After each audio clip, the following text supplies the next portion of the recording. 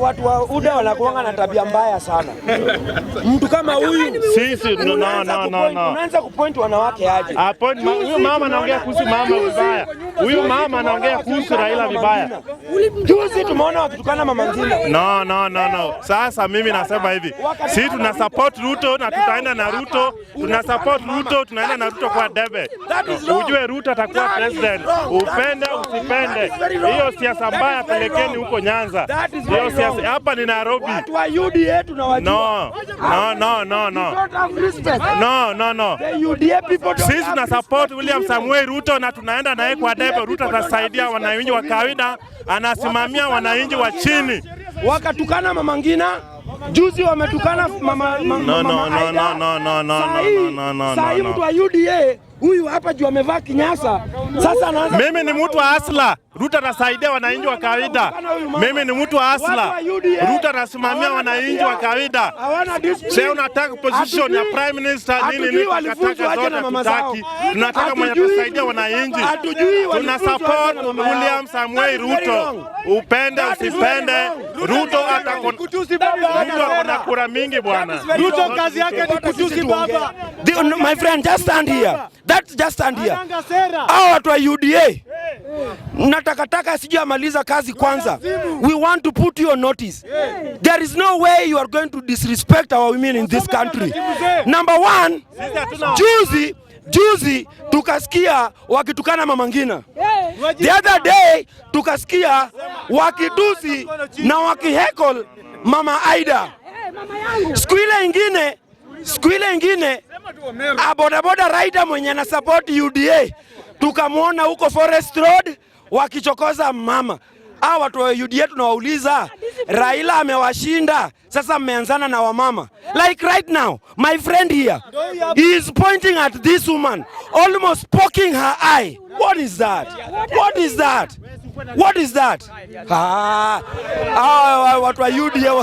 Watu wa UDA, my friend, you are one of them. My friend, you are one of them. My friend, no. Not UDA. I refuse. Hakuna tu watu no. I refuse. And we are putting these UDA people to notice. Tunashinda nyinyi mapema na Ruto kuna kura ya wana. Kwa hivyo Ruto anatetea kwa wamama wa Kenya, na kuja kwa unyenyekevu. Sisi ni watoto wenyu. Mlituzaa, mlitubeba kwa tumbo zenyu kwa miezi 9, na tunashangaa sana kwamba wanaume kama sisi, haswa wale wa UDA, hawana adabu, hawana aibu, wanatusi wa mama zetu. That is very wrong. And we are putting them to notice. Baada ya tarehe 9 mwezi wa 8, we are going to deal with them accordingly. We are going to deal with them according to the constitution of Kenya. We are going to deal with them. Vijana power. Hey, watu wa UDA msitutishe, my friend. Mimi sio ya UDA bile unafikiria. Mimi ni wasimio. Na ile kitu ninamwambia Ruto na hiyo chama yake, atulie mambo ya kutukana Raila kila siku, ati kama naongea na tusi Raila. Siku ambao itatangazwa Raila aweke ndege yake tayari ya kutoroka, kwa sababu Raila atakuwa rais ya Kenya. Mimi ni Morris Ogola kutoka hapa Embakasi. Asante sana kwa kuja Kasarani. Kijana, go, you are next. You are coming next. Unatoka hapa. Inafaa tuende hivyo sasa. Hii ni time ya Ruda. Ya Ruda sasa. Kenya kwanza. Kenya kwanza. Mama anapika. Kenya kwanza wewe. Wacha kelele sasa. During the rally at somewhere in Meru, Musalia Mudavadi, the ANC party leader, alituelezea vizuri kwamba the President of the Republic of Kenya, Uhuru Kenyatta, anatusaidia kuweka Raila Amolo Odinga very busy. Is engaging him so that the Kenya Kwanza can get victory in an easy way. We are asking our competitors, tarehe 9 ikifika, they pave way. Waachie vijana wachukue uongozi wa Kenya. Sisi tumechoka na uongozi wa wazee hapa Kenya. Wakati huu tunasema kwamba we want the youngsters to take the leadership of this country. Raila Amolo Odinga amekuwa kwa uongozi miaka nenda miaka rudi. Wakati huu hatuwezi mruhusu kuendelea kudanganya wananchi kwamba anatuletea uongozi bora. Raila Amolo Odinga hawezi kutuletea uongozi ambao unastahili hapa Kenya. Raila Amolo Odinga ako na kesi ambayo anastahili kujibu. Kesi ya kwanza ni kupindua serikali ya Moi. Kesi ya pili ni kwenda kujapisha kwa katiba ya Kenya, anajijapisha kama rais wa Kenya. Kwa hivyo yeye ako na kesi ambayo anastahili kujibu. Raila Amolo Odinga aende consolidate the vote from his regions, akuje akuwe tayari to face man on man. We are waiting for him and we are very much ready for him. We are telling Raila Amolo Odinga in Western Kenya hakuna vote yote ambayo anakuja kupata pale. Wale MPs wote ambao wanamfuata asifikirie kwamba watampatia any victory. Those MPs from Western Kenya are all failures. Mtu kama Dindi Mware is going nowhere.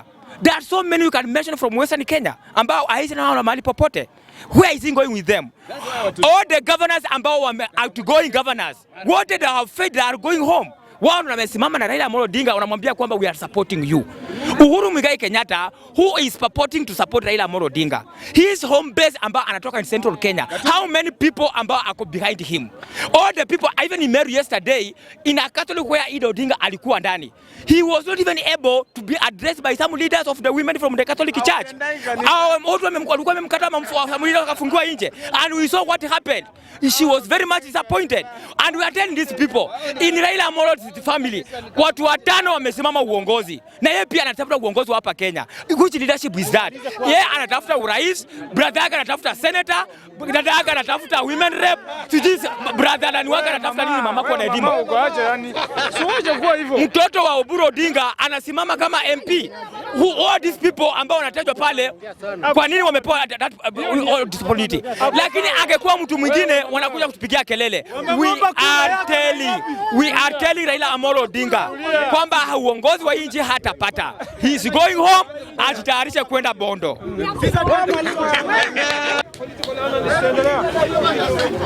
Nataka niendelee. Just in case you don't know who I am, I'm Mr. Were. Mimi ndio bunge political commentator. I want to talk about no, just keep quiet. I know what to say. We are reading in the newspaper that Ruto is complaining that operational funds from the government he is no longer receiving. Ile pesa ya kuweka mafuta, pesa ya kuran ofisi ya deputy president. Lakini wacha niseme hivi, I don't know who opened this office because we closed it. This office was closed by Matiang'i, Raila Amolo Odinga, and the Kenyan president. Yes. So in case you have been operating this office, chini ya maji kama sisi hatujajua, know that it is illegal, and we have to take an action against you. You cannot give Ruto fuel to fuel the same cars which is coming here with to also oppose the very government which has fueled the vehicles. Don't you see these things not adding up? You are fueling vehicles for a man in order to oppose the very government. This is a compromise which can only be seen with UDA members. And we are telling you as members of Azimio, sisi kama watu wa Azimio, na nataka ifike hata State House, tunasema ya kwamba mambo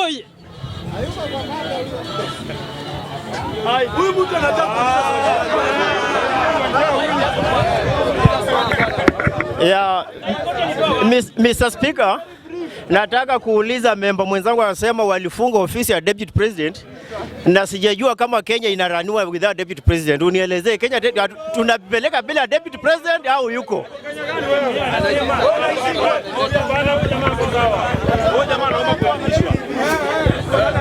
Yes, Mr. Speaker.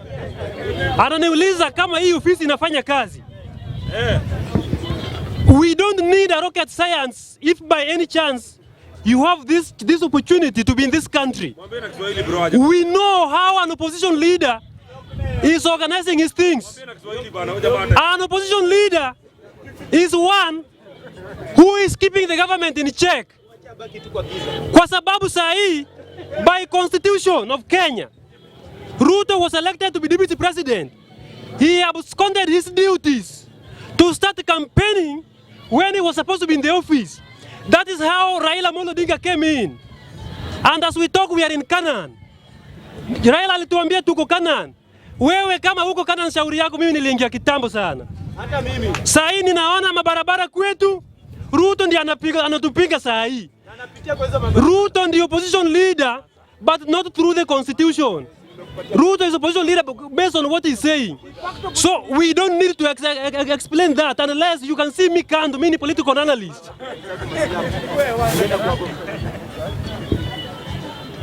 Uhuru jana, kuna elders waliitwa State House jana.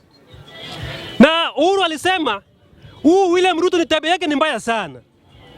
Huyu mtu alikuwa anataka ashikane na Raila Odinga, also incited Mount Kenya MPs against President Uhuru Kenyatta. Na Uhuru anaendelea kusema tabia ya William Ruto ni mbaya sana.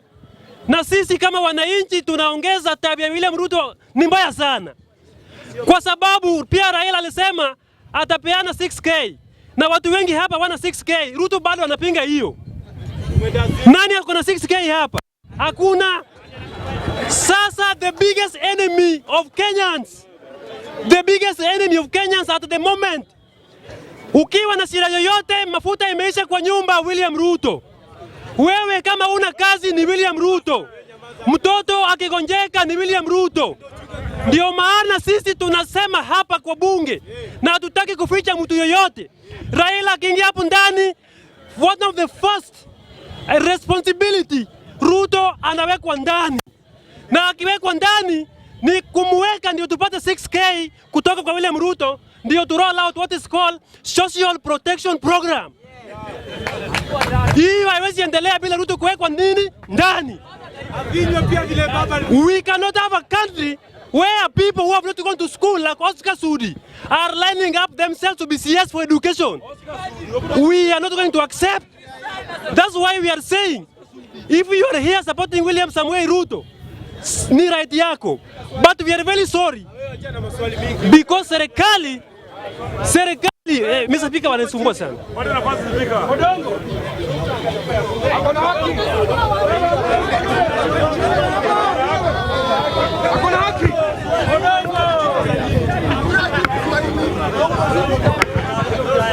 Mimi niko na furaha sana ya kwamba naongea na political analyst.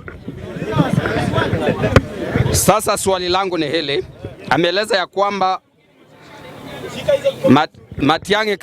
Matiang'i na Uhuru sijui na nani walifunga ofisi ya na baba wamefunga ofisi ya deputy. Sasa swali mimi namuuliza, leo hii Baringo tukiwa na njaa kwa vile ofisi ya deputy president imefungwa, hili tatizo tuone ya kwamba limeletwa na nani? Waliofunga ofisi ama mwenye ofisi imefungwa?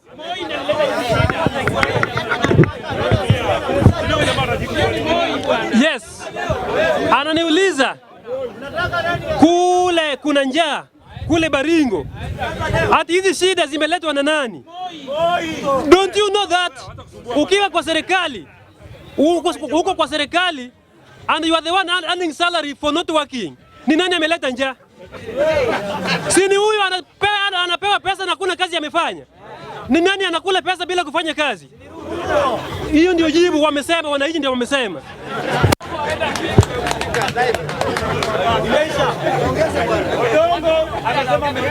Haya, Mr. Speaker amekula tembe yangu. Wacha ni moja tu.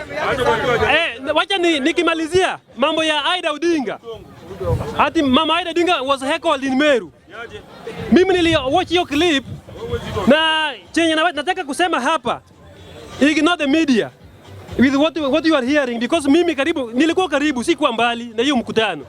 I'm supposed to, political analysts, I go to every part of the country. I collect information, what is happening there. Watu walikuwa wanasema tu, si mama, si ukue tu first lady at the moment, bado ungoje mpaka August. Ndio alikuwa anakataa na wakakasirika, ni hiyo tu.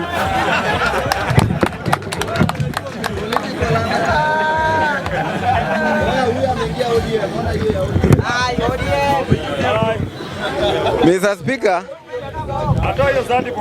ninashukuru kwa muda Mr. Speaker na hii chance. Kitu cha kwanza nataka kuambia mashemeji kwamba hapa ni kuelewana na itabidi tu muelewe kwamba hapa ni vyama mbili. Sasa mtatupea ruhusa hata na sisi tuongee, sababu si huwa tunasema ukweli. Kitu namba 2 Mr. Speaker, nilikuwa naomba hii bunge awa shemeji zetu kutoka Nyanza, nyinyi amungekuwa mnapika panganga, mungeachia community zingine kama sisi tupike panganga, sababu sisi Waluya hatutaki upresident. Nyinyi tu watu ambao wanahitaji hapa ni huyu mzee Jaluo na William Samoei Ruto Mr. Speaker. Sasa mungetupea nafasi tutafute kura, amungekuwa mnatupigia hiyo makelele. Kitu namba 3 nikienda kwa mata Mr. Speaker.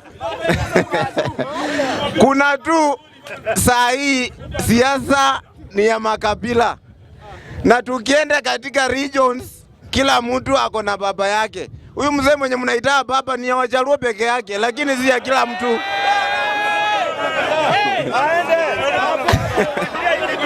Mr. Speaker, sawa. Acha ni apologize. Unaona wenye wanashika hawa ni Kisii, Onyeko na huyu Vinini wa Kisii. Mr. Speaker, nienda kwa mada. Sema sorry Aisha. Sema tu. Haya. Wacha ongea. Sawa ongea.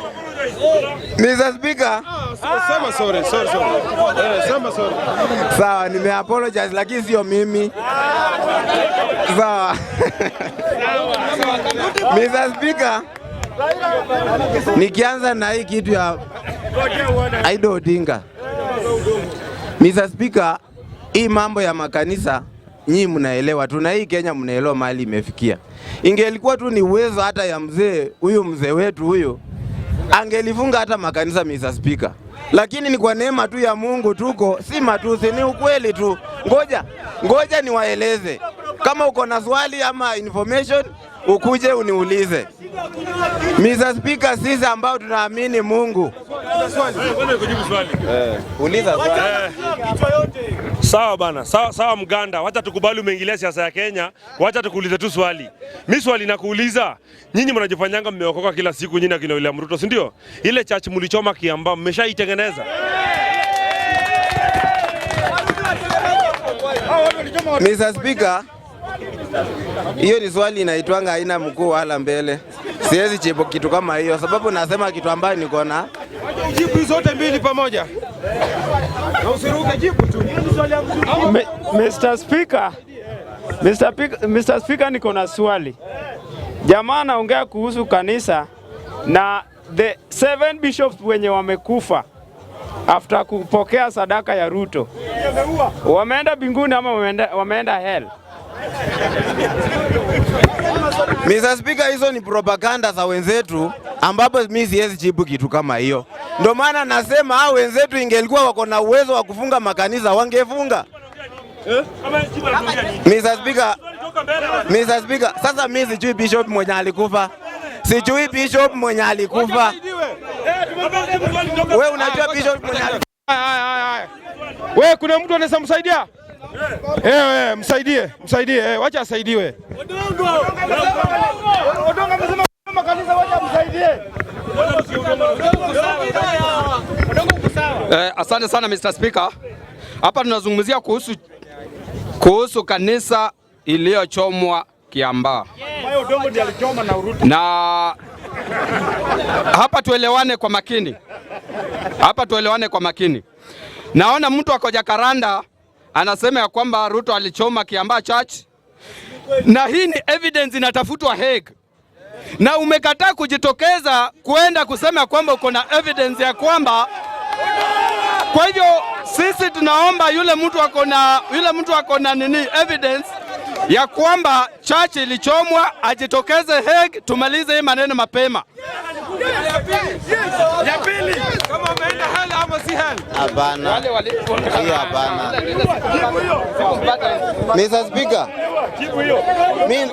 Mr. Speaker, nataka kusema hivi.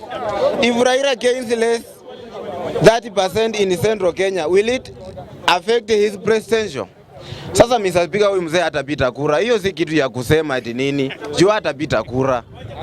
Acha hii tuongelelee mtu ambaye anaenda kupita kura, mzee atakuwa namba 2. Venye wenzetu wamesema hapa. Na hiyo ndio position yake, na tunajua. Hata ukiuliza mtoto yako yule kitinda mimba Mr. Speaker, anajua mwenye huwa anakuwa position 2 ni mzee, ambapo tunafurahia. Akikuwa opposition ndio tunaona vitu vingine vinafanyika. Venye alitoka, si unaona sasa hii maneno venye iko Kenya. Sasa hii economy tuna kila kitu imepanda. Yani we are suffering Mr. Speaker. Mr. Speaker, nikienda kwa hii agenda ingine ya president. Mr. Speaker, walikuwa wamekula time yangu. Mr. Speaker, nikimalizia Uhuru Kenyatta. Mr. Speaker, Uhuru Kenyatta kusema kwamba William Ruto si mtu mzuri Mr. Speaker. Kwangu mimi naona hii ni siasa. Tuelewe kwamba hii ni siasa. Ingelikuwa William Ruto alifikiria venye Uhuru sasa anafikiria 2013, 2017, A and B after election Mr. Speaker, huyu Uhuru angekuwa president. Na tunamuomba tu kama sisi watu ya Jacaranda wenye tunasupport William Samoei Ruto, atuondokee tu kidogo, atuachie mzee, tumweke kwa wheelbarrow by saa 2 asubuhi ameenda Pondo. Asante Mr. Speaker. Nani alikuwa anafuata?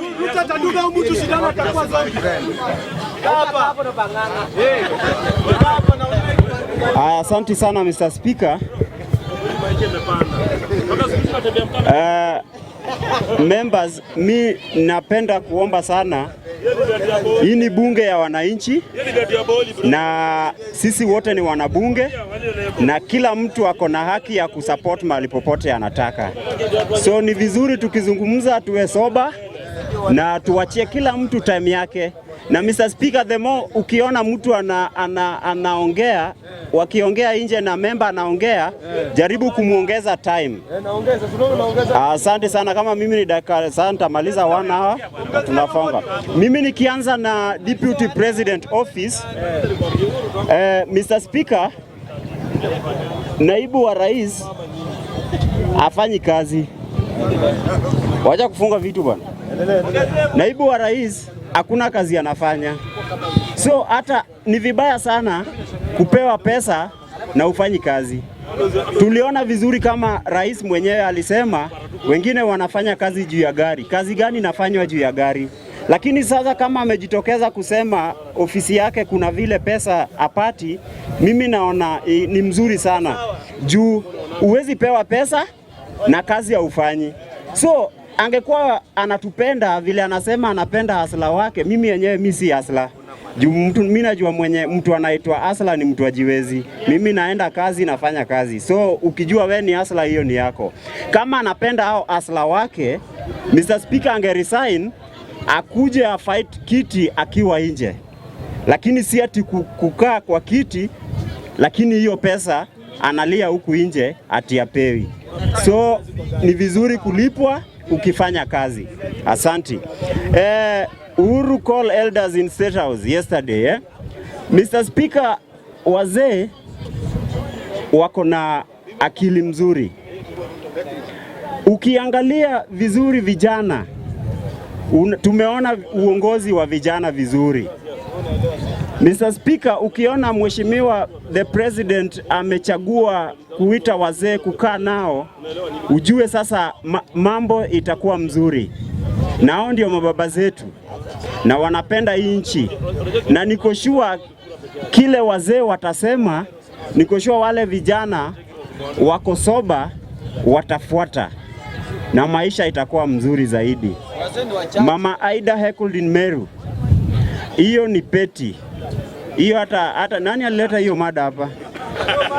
Mama Aida kitu ya kwanza hataki rais. In fact hiyo hata ni kitu hatufai. Si ni wamama to discuss story ya wamama bwana. Wewe vipi bwana? Raila get 30% of Mount Kenya. Raila hataki hiyo 30%. Nyinyi mmepandisha sana. Raila anataka 2%. Unajua kama hakuna kitu yote hujaipata, kwa nini nasema nataka 2%? Mimi nakuja kwa ile statement ya David Muraithe. Alisema vizuri, either Mount Kenya wa choose kuwa in government ama wa choose kuwa nje ya serikali. Wanamaanisha nini? Meaning nyinyi wenyewe since mwanze kuvote, amjai vote mtu yoyote kando na mtu yenu. Na tangu siasa ianze, nyinyi wenyewe huwa mna vote tu kwenu, lakini mtu yoyote wa nje amjai vote. So na bado mnasikia huyu mzee anasimama na huwa anachaguliwa na anashinda.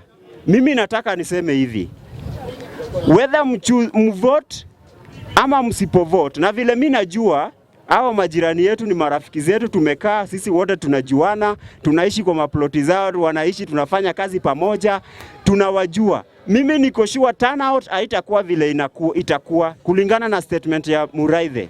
Once mtu wao hatatokezea, hawatajitokeza kwa kuna mtu atakuwa front line. So mimi nakwambia hivi, kujitokeza kwenu ni advantage kwetu. Tutapata 10%. Kuna wale lazima watapenda rais Mheshimiwa Uhuru Muigai. Kutoka idadi kwenu itakuwa disadvantage kutoka nusu itakuwa disadvantage kwa William Samoei. Juu yeye na akili yake yote huwa anawategemea. Lakini sisi hawatuwategemei koza mjae tupea. Sasa mtu ajaye kupea kitu, wewe unataka kumtegemea aje? Sisi tunategemea zile sehemu. Lakini ile 2% niko sure tukipata na uniongeze kama nilikuwa na 100 na umeniongeza 2, haitahesabiwa 100, itaitwa 102. Sasa hiyo ndio kitu Raila anajaribu kufanya nini? Kutafuta. Asante. Uko sawa kumbe? Bwana simama hapa. Wewe amka. Haya. Leta hiyo karatasi, hiyo karatasi. Leo jamaa. Wewe Jacaranda. Mr. Speaker.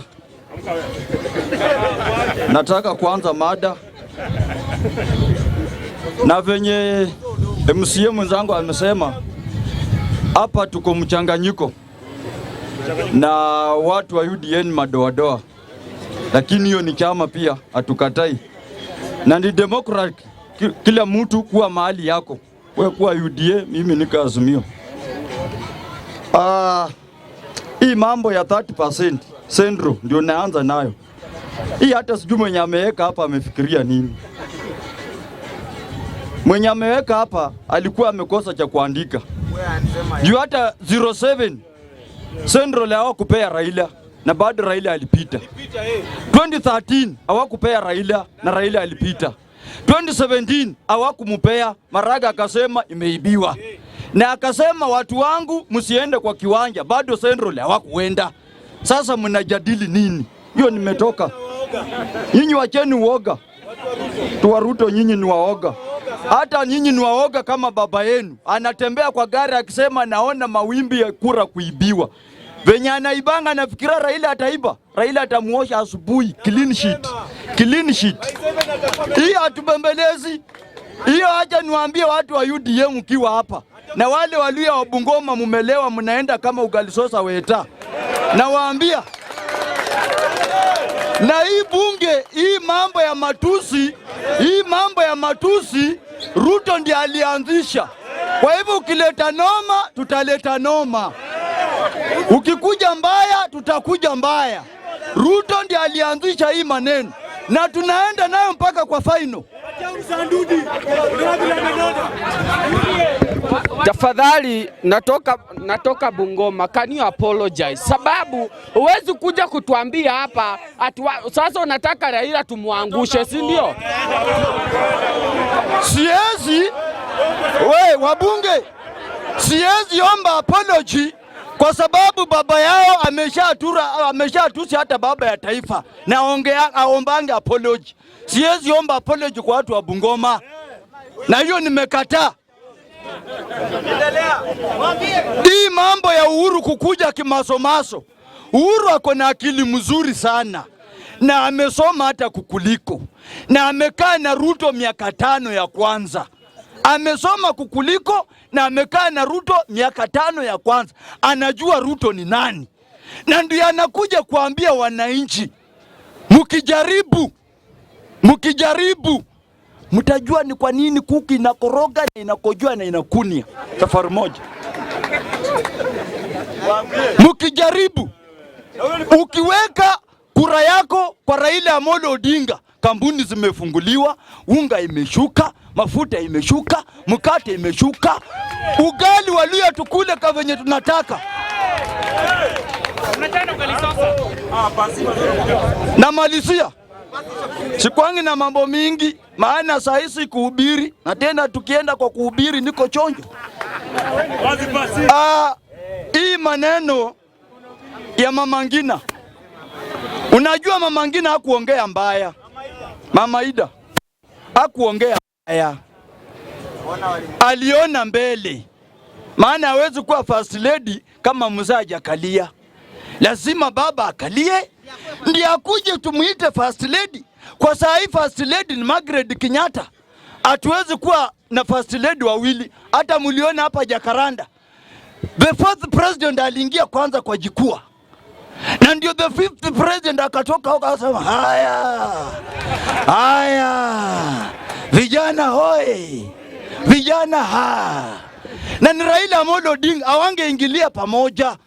Kwa hivyo watu wa UDA, asani ongelesho Waluya wale wameenda kwa Ruto kama ugali sosa, kujeni kwa serikali tukule matunda,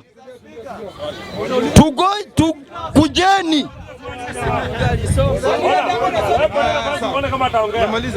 Swali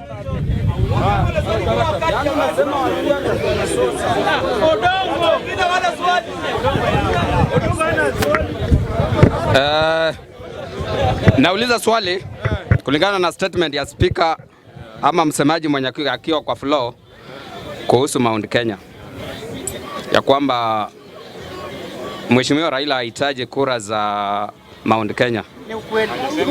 Mimi nauliza, hapo nyuma tumeona Raila akifanya kila juhudi kuhakikisha kwamba alikuwa anasema anapanda mlima Kenya. Alikuwa anapanda kama hataki kura za mlima Kenya? Hiyo nitamjibu Simbo. Kwa hiyo muda yote watu wa Central hawajai jua sura ya baba. Baba alikuwa anaenda wamuone, wajue hii ni Simba ndiyo inatusumbuanga kila mwaka. Sasa ni nini? Raila haendi huko juu ya kura. Raila anaenda huko waone hii Simba ndiyo inasumbuanga na inakaa namna gani. Na ndio unaona Ruto amekatalia huko. Kwa hivyo kura ya Central peke yake asiwezi peleka Ruto State House. Let me tell you, tunataka watu wa Central wote wapigie Ruto, alafu huko kwingine Ukambani, Western, wapi wamwagie baba, tuone Ruto ataenda wapi. Na ulisikia mkale mwingine akisema huko kwao Ruto. Na malizia, kuna information kidogo tu hapa ndio malizia. Information kidogo tu. Yes. Okay. Ningependa kumwelimisha member mwenye kwa floor. Yes, ni mwenzangu, ni mwanaazimio mwenzangu, lakini kuna kitu kimoja ningependa aelewe. Unajua baada ya historia handshake kuna watu wengi walikuwa wameshakufa moyo na baba kidogo maarufu ulikuwa umeshuka. Kile ambacho kinafanya ni kuambia hivyo, ukienda place kama Coast kuna part wanaimba Ruto. Unaona? So inamaanisha kuna mahali kura ya baba imepungua kiasi. Kwa hivyo baba kupanda mlima, si ati anapanda mlima hana haja na kura. Hiyo unadanganya. Sisi ndio tuazimio, usidanganye watu. baba anahitaji certain percent ya kura kutoka Central ndio apite vizuri. Na mimi nashukuru kwa sababu kuna baadhi ya watu from Central, hata saizi kama kuna jirani yangu pale akona duka ni Mkikuyu, anaimba Azimio sahi, of which that is good. Wewe ukikuja hapo unaelimisha watu ati baba hataki kura ya Central, unatuharibia kura ya Central. That is very wrong. Usituharibie kura ya Central. Manake tunahitaji, we need a certain percentage of vote from Central ndio tupite vizuri kabisa. Tunataka tupite clean heart. Sisi tunasema baba anapata 60% from Central. Baba akichukua 60% from Central, asubuhi na mapema tarehe 9, baba anakuwa na zaidi ya kura milioni 17. Ruto anakuwa na kura milioni mo. So situambie ati mambo ya Central, tunataka kura yao pia. Yeah. Apologize for that. Asante sana. Asante sana. Hiyo nimeomba msamaha, baba anataka kule za Central. Nimekubali. Nikimalizia nataka kuambia watu wa bottom up. Kuna jamaa mmoja huko Rift Valley alitokea akasema wasidharau Raila Amolo Odinga. Kule kwa Ruto anamiliki kaunti 5 peke yake. 5 peke yake. Na huko kuna 14 county. Kwa hivyo kumaanisha zenye zimebaki kaunti 9 ni Raila Amolo Odinga. Na akasema huyu mzee wasimuone venye wanamuona hiyo mwaka ingine. Siasa ya hii mwaka ya 2022 my friend, watu wa UDA ni tofauti. Hata mununue nani, hata mulete nani. Mulijaribu Jirongo akakataa. Shabula akasema Wilbur atoshei, ameingia huku. Wetangula na yeye huyo ni ugali sosa, akuje free hatutaki. Nimemalizia hapo Mr. Speaker.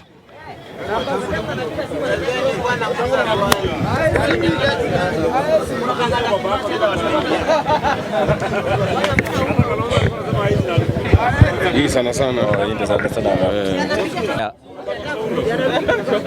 Tunyamaze kidogo. Kitu cha kwanza is a response to Odongo. Unajua Odongo, it was quite absurd when you say that Raila being in the government whichever way ndio imefanya vitu vimeshoot. That is absolute madness. Where in our constitution Raila is provided for constitutionally to control the prices of things in the country? Nowhere. So that one was quite lame. 30%, or before I go to 30%, let me come to this issue of elders. I rarely go to church. I have my own reasons. In the book of 1 Kings chapter number 12, the Bible speaks of a king called Rehoboam, the son to King Solomon. The Bible says that after this guy had climbed to the rulership, he needed advice on how to rule. And the very first option that he had was to call the elders and of course hear from them. And when the elders came, he was told that we were in the cabinet with your father. And the kind of the rulership he meted on our people was that heavy one. And all we wish that you do this time round is to lighten that kind of burden. Then Rehoboam told them that please go and come back in 3 days. I'll give you my answer. Prior to 3 days, the guy called idiots in the name of youths. 2 Kings, First Kings chapter 12 verse 7. He called the youths. He sought for the advice of the youth that Ruto is seeking for today. And the Bible impeccably places it that when he met the youths, he was told that tell them that your finger is thicker than that of your dad. And as such, when he ruled with the whip, you will rule harsher than that. Wakaenda. Wazee walirudi baada ya siku 3. The stupid Rehoboam told them that, you know what? I have the best way to rule the Israelites. And then they left. They suffered in the hands of Rehoboam. In a nutshell, what message am I sending home? Uhuru knows pretty well that there lies wisdom with the elderly.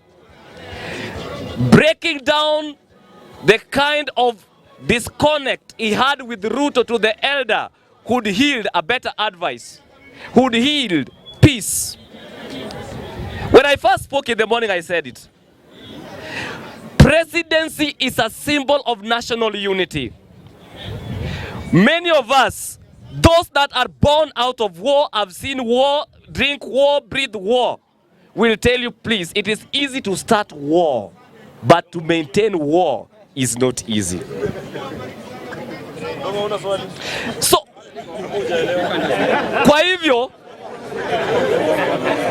kwa hivyo tunafikiria ashaidua mkono. Haya. Haya. Kwa hivyo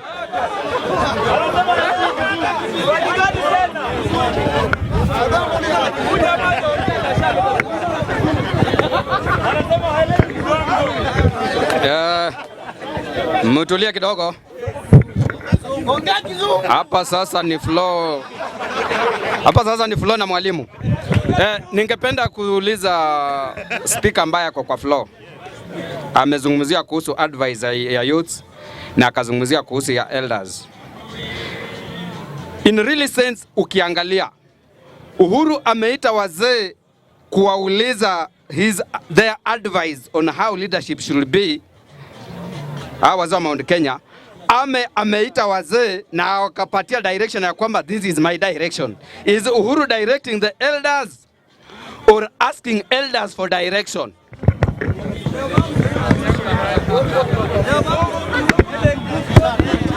Aya. Aya. Now, Odongo, I understand you. You know, katika maisha tuko na watu watatu. Odongo falls in the first category. And this category, he who knows not and knows that he knows not. Odongo uko hapo. These are the political nincompoops. Now listen. Calling the elders and breaking down the information, the war between him and his deputy was quite of wisdom. I know what most of us were expected was Uhuru will call for a presser, tells the public what happened. And one thing, if you have been very observant about Uhuru, this guy is very much tenini. He normally goes wild when he speaks about Ruto. And I'm very sure if this was to take place, Uhuru angeongea mpaka the next thing ingekuwa ni vita. Kwa hivyo ilikuwa jambo la busara, I don't know whether that's a good Kiswahili, to release the message to the elder so that it goes to the ground in a quiet way. We have heard everything. So this man went through the Bible. Let me go unto the what? To the elders. Nisikie wanasema nini? 30%. Unless you are blind politically. 10 minutes, unless you are blind politically. I am a subscriber. Yeah? Aya. Tuyabaze. Mwalimu anataka kuinform kidogo. Mr. Speaker, ni information tu. Kuhusu wazee, Mr. Speaker, hii ni hadhira tu.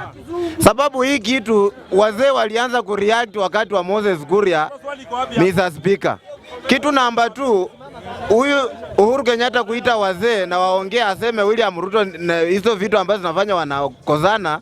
Mr. Speaker, hii ni siasa, kitu ya kwanza. Kitu namba 2 ni hasira.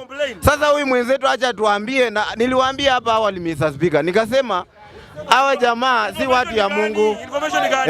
Na tukienda ingelikuwa uko na uwezo Mr. Speaker, wangefunga makanisa. That's why mwenzetu anasema neni Jaluo. Sawa.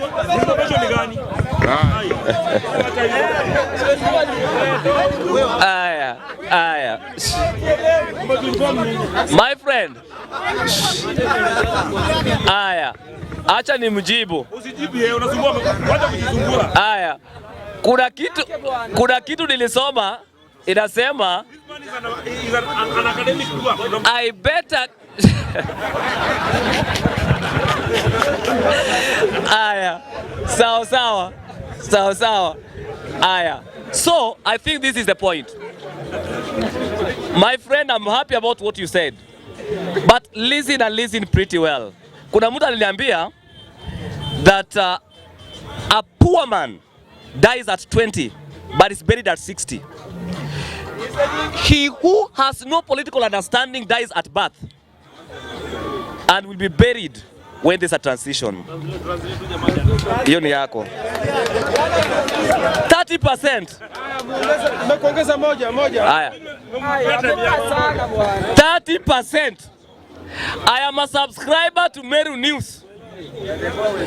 Ukiona Peter Munya anasema vizuri, we only need a maximum of 7%. Alafu kuna mtu anaambia hapa ati Western imeenda wapi?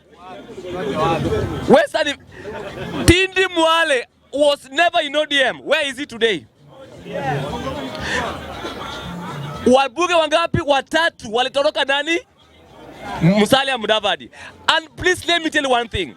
Kama mimi ni mbunge, I understand the ground. My interest is my re-election. Siwezi toka penye naweza pewa kura, niende penye siwezi pewa kura.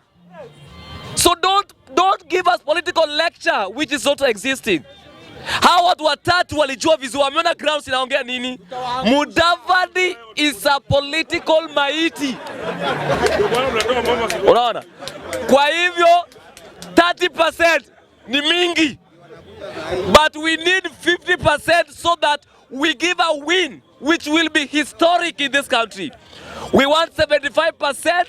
Ruto akiamua kuenda court itakuwa aibu kwake. Hataki ile ndogo. And Orenga atakuwa governor, hata kuwa huko sahi.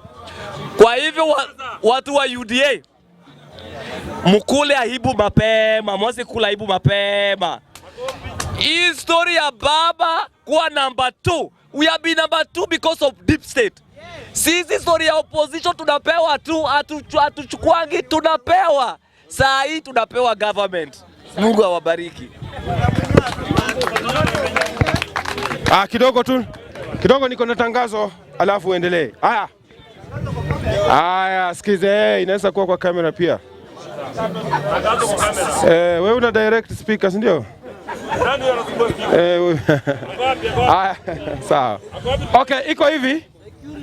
Najua jana wale mlikuwa hapa tulielewana vizuri. Kuna mmoja wetu alipoteza wife wake na ameenda nyumbani. Mnamjua anaitwa Eliaza. Oh, ako hapa? Okay, sawa. Bwana Eliaza alikuwa ameenda nyumbani kwa hiyo mambo ya matanga na kuna vitu ambazo zimefanya amerudi. So ataondoka tena hapa Tuesday jioni. Anahitajika kule Wednesday kwa mambo ya matanga. Kwa hivyo tafadhali contribution yako itasaidia. Hata tungeomba leo ikuwe siku ya mwisho watu wafanye contribution kwa ajili yake. Alifiliwa na mke wake wa kwanza.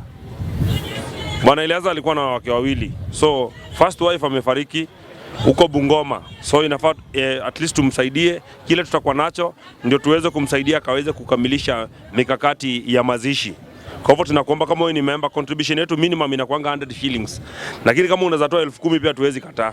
Sawa? Haya, nitachukua secretary kwa sababu secretary saizi hayuko, chairman hayuko, ameenda kazini. Ukiwa naye utampatia tu saizi. Haya Dev, kuja uendelee.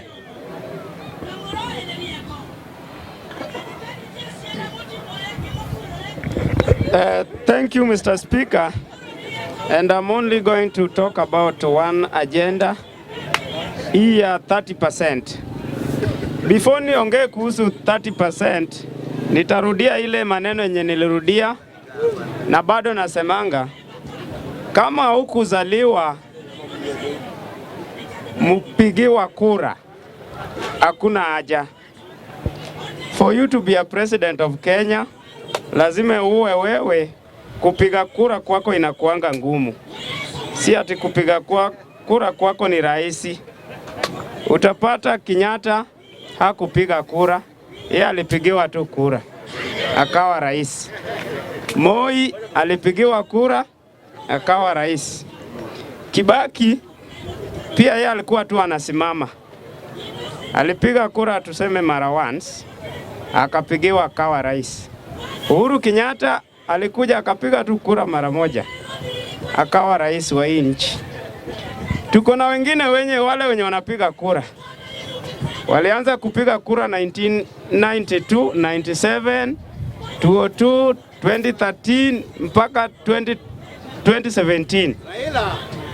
Wao bado watapiga tu kura. Wakina Mudavadi, kina Kalonzo, William Ruto, hao ni wapiga kura, watapiga kura. So nikiendelea kwa jambo la pili, 30%, wacha niwaambie hivi, hakuna mwenye alisaidia Raila Odinga, na kwa heshima nataka tuheshimu huyo jamaa. Hakuna mwenye alisaidia Raila Odinga kuliko Musalia Mudavadi. Kwa sababu ya Musalia Mudavadi kusaidia Raila Odinga ni hii. Musalia Mudavadi, naomba unyamaze tuongee. Musalia Mudavadi unaweza muona ako huko, lakini maybe ni Raila ndiye amemweka huko.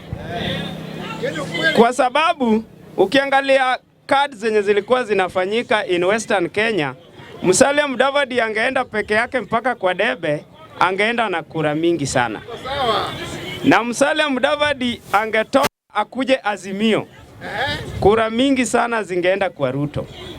So Musalia Mudavadi alijisacrifice ye aende kwa UDA na kura zake zote zikuje Azimio.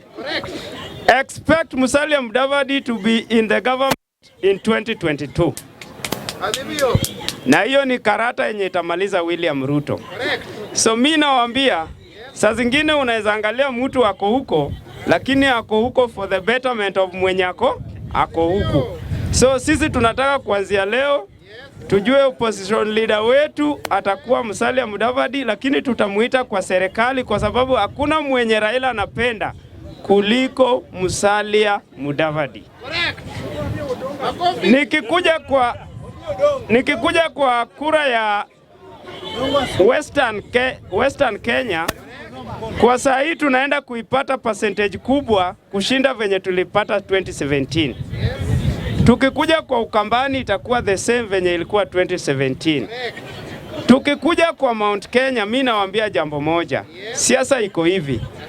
Kikuyus or the people of the mountain, they are not going to vote for the preferred candidate, but they are going to vote so that when will they get to power the soonest. Okay. Ni lini watarudi kwa power haraka? Wakipigia Ruto ama wapigia Raila? Hiyo ndio kitu watapiga hesabu na waone tukitaka kurudi kwa power haraka, wacha tuweke Raila Molo Odinga. Lakini tukitaka kukaa nje ya serikali, wacha tupigie Dr. William Ruto. So hiyo ni hesabu zao. So siasa ni akili, na tunawaomba wale wenye wanapiga kelele hapa UDA, piga kelele lakini ukuwe nyuma ya Mudavadi, sio nyuma ya Ruto. Kwa sababu ukiwa nyuma ya Ruto utalose. Lakini ukiwa nyuma ya Mudavadi, at least atapewa kitu upate uende nao kwa nyumba. Ukifuata Ruto utaenda jela, lakini ukifuata Mudavadi utakuwa na kitu kwa mfuko. Nikikuja kwa hii mambo ya Ida, mambo ya wanawake mimi siongeangi, na najua hata women rep ya Nairobi mimi siwezi nikaongelea. Mimi nawaambia hivi, siasa ikifika mahali pa kelele, we kuwa on the side yenye inaweza kukusaidia kama mwananchi wa Kenya. Usifurahie kama wengine wanapigia wenzao kelele, lakini angalia advantage ya kutumia hiyo kelele ugeuke ikuwe kura. So far watu wametoa nini yao, lawama yao, na itabidi baba aenda sikie hiyo lawama ilikuwa gani alafu atengeneze. On the mountain we need more than 50%. And if we get 40%, we expect Murathe and the so watulete 10 ifike 50, of which lazima tupate. Serikali ni Azimio, na kama utaki kukua Azimio, follow the route to Sigoi. Asanteni. Sorry. Haya, wewe unataka kuongea? Okay, sawa, imefika saa 12. Yes. Haya, sikiza sheria hapa vile unafanya kazi. Ikifika saa 12 watu ni taka 3 So na huwa tutaki maswali. Maana taka 3 ni kidogo sana, tupatie mwenye yako kwa floor chance aweza kucheleza. Haya, kama uko na pesa hiyo karani ndio upatie shilingi zako 100. Ndio siku ambayo wewe uko na shida pia watu wana respond haraka. Isiwe ikifika saa ama